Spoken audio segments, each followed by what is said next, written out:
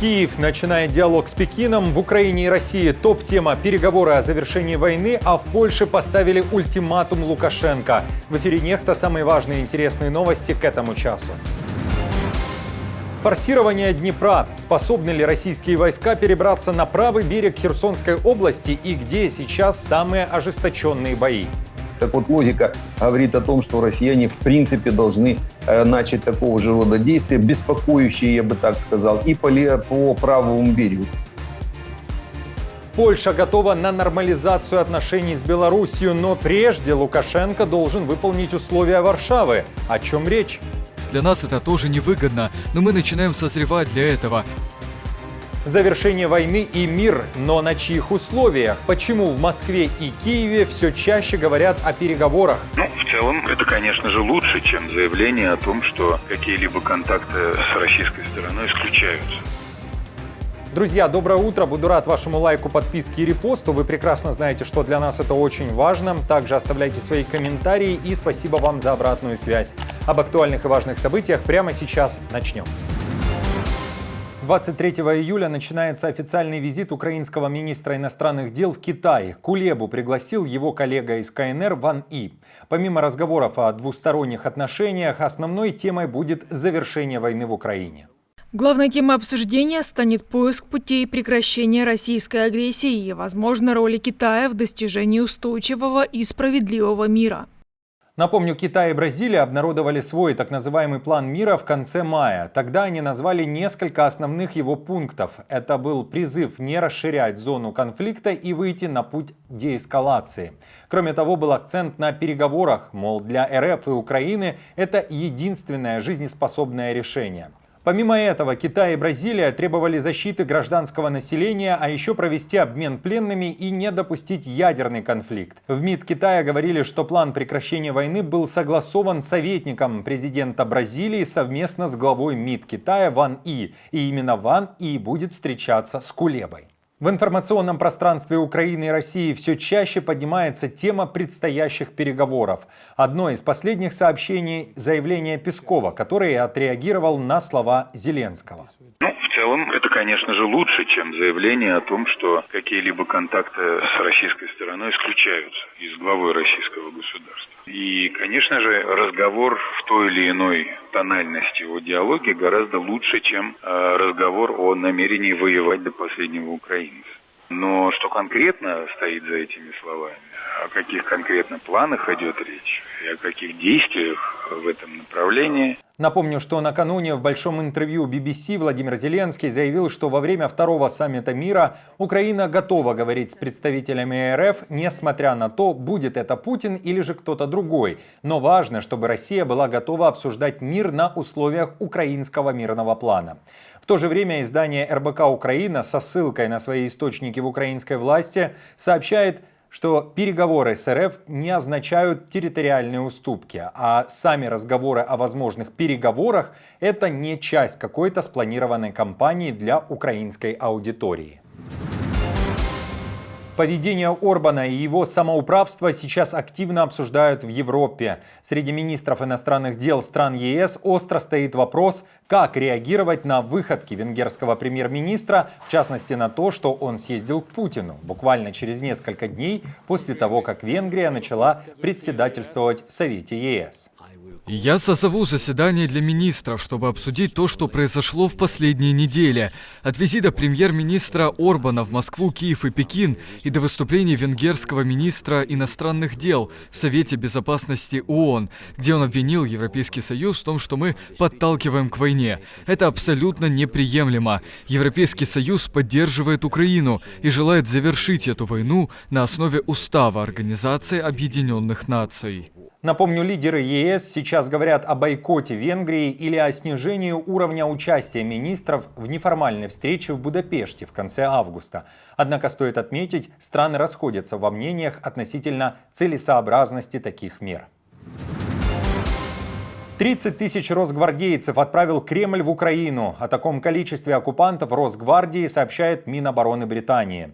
Там уточняют, что большая часть личного состава не воюет, а находится в тылу и занимается лишь охраной именно тыловых районов. Однако не всем так повезло. В Лондоне уточняют, что лишь несколько подразделений Росгвардии участвуют в боевых действиях на передовой. Главная боевая единица Росгвардии, 116-я бригада специального назначения, скорее всего, состоит из 3 полков, которые имеют на вооружении танки, боевые машины пехоты и артиллерию. С начала 2024 года Росгвардия почти наверняка пыталась увеличить свои силы за счет поглощения российских нерегулярных формирований. В мае 2024 года Росгвардия успешно интегрировала в свои ряды батальон «Восток», так называемый ДНР. Тем временем каждый росгвардеец, вероятно, теперь осознает, насколько успешной может быть его карьера в российской армии. Например, всем известный террорист Игорь Стрелков-Гиркин, который когда-то был еще и так называемым министром обороны целой ДНР, теперь работает на швейном производстве в исправительной колонии номер 5 в городе Кирово-Чепецке. Просит у жены очки с диоптриями, чтобы хорошо видеть все детали. Уже скоро оккупанты будут носить зимнюю одежду от опытного мастера Гиркина. Напомню, что его приговорили к 4 годам колонии за призывы к экстремизму. Более сотни боевых столкновений только на одном направлении. В украинском генштабе заявляют о напряженной ситуации на Покровском направлении. Российские оккупанты продолжают штурмовать украинские позиции, говорят в ВСУ. Кроме того, бои не утихают и в районе Волчанска, это уже Харьковская область, а также на юге Украины, в районе Работино. Россияне пытаются надавить по центру фронта, то есть в районе Покровска, на Покровск. Им надо растянуть фронт в районе Харьковщины. Мы видели то, что там россияне сейчас топчатся в районе Липцов, Волчанска, пытаются там собраться где-то в районе Сум, Суджи, но наши там постоянно их прорезают. Так вот, логика говорит о том, что россияне в принципе должны начать такого же рода действия, беспокоящие, я бы так сказал, и по правому берегу, то есть пытаться перебраться через Днепр на правый берег, создать какие-то плацдармы для того, чтобы связать наши войска, растянуть их по фронту, заставить наше руководство принять решение о переброске дополнительных резервов как раз на правый берег, забрав их, допустим, с основного направления. Но это логика войны, то есть это такие легкие формулы, как они действуют, россияне действуют в принципе с точки зрения логики правильно. Но для того, чтобы форсировать Днепр, зацепиться на правом берегу, для россиянам надо положить там не 1000 россиян. В Минобороны Молдовы говорят о целесообразности проверки военных на детекторе лжи. Согласно новому законопроекту, который пока вынесен на обсуждение, проверку на полиграфе должны будут проходить военные и сотрудники оборонного ведомства, которые имеют доступ к секретной информации, к гостайне и к любой другой чувствительной информации. В то же время полиграф можно использовать для оценки неподкупности и порядочности военнослужащих во время служебных расследований и следственных действий. Это поможет выявить лиц, которые могут быть опасными для оборонного ведомства из-за несанкционированной передачи ими секретной ведомственной информации. Наша команда существует благодаря вам. Поддержите ее, чтобы мы могли продолжать нашу работу. Если Беларусь заинтересована в нормализации отношений с Польшей, то должна выполнить требования Варшавы. В частности, выдать мигранта, который недавно убил польского пограничника. Об этом заявил замглавы польского МИД Анджей Шейна. Но, безусловно, это не одно требование, которое озвучили в Польше. Для режима Лукашенко существует целый список. Шейна также назвал Беларусь страной, которая открыто связана и сотрудничает с Россией, и именно поэтому возможности Польши действовать в отношении Беларуси ограничены. Польша имеет конкретные требования, и если в Беларуси хотят нормализовать отношения, то они должны положить конец гибридным атакам, выдать убийцу польского солдата и освободить пленных поляков. Если эти условия не будут выполнены, мы можем прекратить перевозку товаров через Беларусь.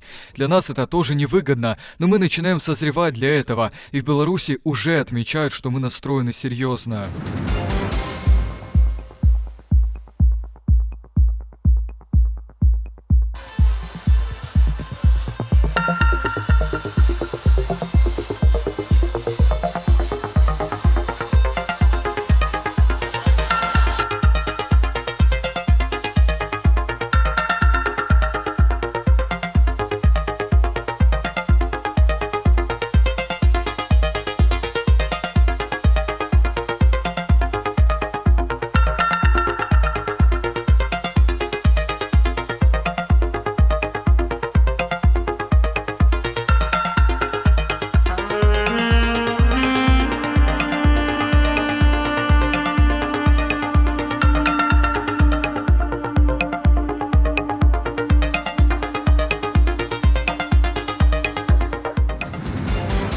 Друзья, спасибо вам за поддержку, вы наша опора. И напомню, что ваша помощь и участие помогает нам делать работу и видеться с вами абсолютно каждый день.